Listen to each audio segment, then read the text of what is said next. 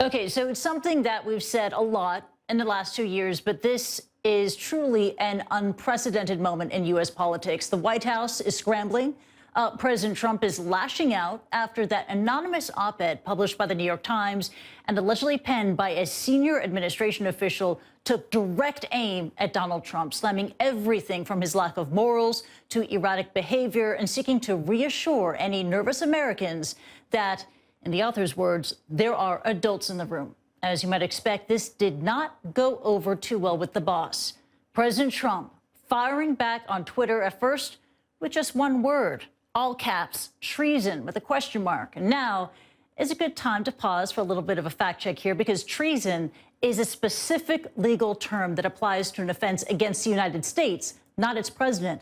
But Trump, he didn't stop there. He went on to question if the op-ed writer exists, while simultaneously calling the person gutless and demanding that the Times, quote, turn him or her over to the government at once. So how did we get here? Well, here are some excerpts from that anonymous author's column. Quote, we believe our first duty is to this country, and the president continues to act in a manner that is detrimental to the health of our republic.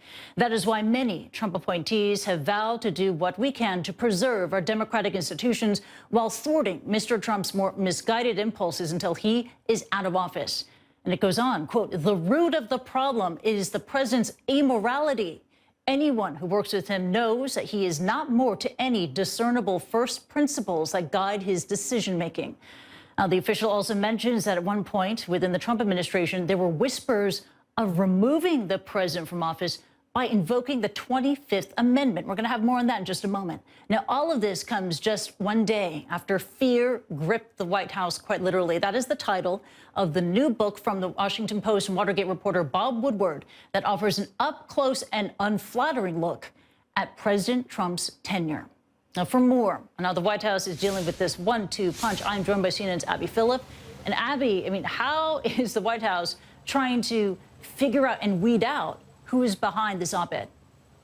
Well, Kristie, the search is on for the person behind this op-ed. The White House is now even more paranoid than ever after the Woodward book sent the president sent his aides on a witch hunt looking for aides who might have cooperated with Bob Woodward in painting that unflattering picture. There is now a search on to find this senior administration official who wrote this op-ed in the New York Times, but who literally could come from anywhere in the Trump administration. Dozens or even hundreds of people would qualify as a senior administration officials across this government, which means that they are having a very difficult time figuring out who is behind it. Meanwhile, this president appears to be even more isolated than ever, wondering whether he can trust his own aides in this White House. Abby Phillip, live from the White House. Thank you. Now, joining us now for more is former U.S. Director of National Intelligence and CNN National Security Analyst James Clapper. James, thank you for joining us here on the program. As you know, an unnamed senior Trump official has penned this op-ed, painted this very damning portrait of a White House in chaos. What do you make of the piece, and why do you think it was written? Well, I think I took the piece at face value for someone who is concerned about the country and the Constitution as a higher priority than personal loyalty. Now, in this town, of course, this is a classic case of one man's whistleblower is another man's swamp dweller. So for those who are critics of the president, this was reassuring that there are senior people, apparently, in the administration who are concerned about the country and the president's impulsiveness. For those who are defenders of the president, this simply adds more fuel to the deep state bonfire. So it's kind of a classic thing in Washington. I do think that the New York Times must have considered the implications of this op-ed piece, and that the person, whoever wrote it, or persons, was of sufficient stature, positioning, and access to make this commentary. Yeah. And I want to ask you about the 25th Amendment, because we're hearing a lot of people talking about the 25th Amendment to the U.S. Constitution as a remedy, as a means to remove the president. And, you know, we have a brief explainer for our audience here. about the 25th Amendment. We could bring it up full screen here. We know that the vice president and at least 8 cabinet members, they must recommend removal of an unfit president. And then that starts the whole process that would also involve Congress. And let's go back to James Clapper. And James, do you think that there could be enough of a critical mass inside the cabinet to move in this direction? No, I don't. I don't think there's any real serious discussion about invoking the 25th Amendment. And as your graphic well illustrated, the bar for invoking it successfully is appropriately very high. So I don't see this as a serious thing. Got it. Okay, so you don't see that as a serious thing. Again, your background, you've worked in the highest levels of government. You have been very vocal about this Trump presidency. Do you believe that there is a moral imperative to act and to recommend the removal of an unfit president? Well, that's a big leap, and I don't know that I'm prepared to go there.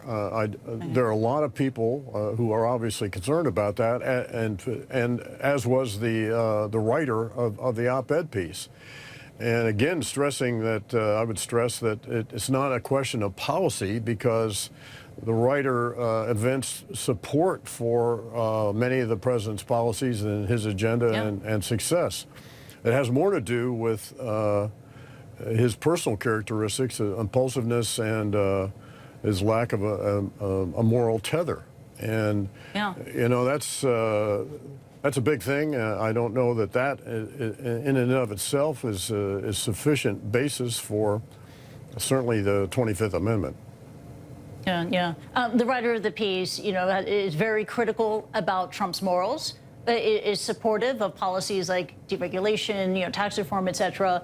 Do you think he or she is representative of a much wider voice among those in the Republican Party, you know, those outside the White House and Capitol Hill who have up to now stuck by this president, defended this president? Do you feel that they could be reading this piece and feeling, do you know what? Our support is waning now. Well, you know, that's a good point. A good question is whether that was one of the motives for writing and publishing this op-ed piece, is to let people know that there is a wider movement, if you will, a wider range of concern throughout at least the national security apparatus. And that's a big net. I mean, this could be someone in the White House and in the State Department and the Defense Department, the intelligence community, law enforcement community, a lot of places that this person could be. And so I can't say, you know, I haven't done a head count as, you know, how reflective this is. There are ardent supporters of the president in the national security apparatus, and there are those who don't agree with them. Yeah, and this, you know, explosive op-ed, it comes on the back of Bob Woodward's book. It feels like this is the beginning of something big, but what? And what happens after this? Well, we've had occasion to say that before. This is a juncture, a turning point. I don't know that this op-ed piece alone is that, but it does come on the heels of, or at the same time with the Woodward book and the Omarosa's book and Fire and Fury, Michael Wolff's book, and this steady stream, which I think can only heighten the paranoia and the siege mentality that seems to prevail in the White House anyway. And this is bad in and of itself because it detracts from focus on the real important issues that confront the country. Yeah, absolutely. It does feel like a turning point, but turning point to what? We shall see. James Clapper, as always, thank you very much indeed for joining us. We always appreciate your insight. Sir, take care. Thanks, Kristie.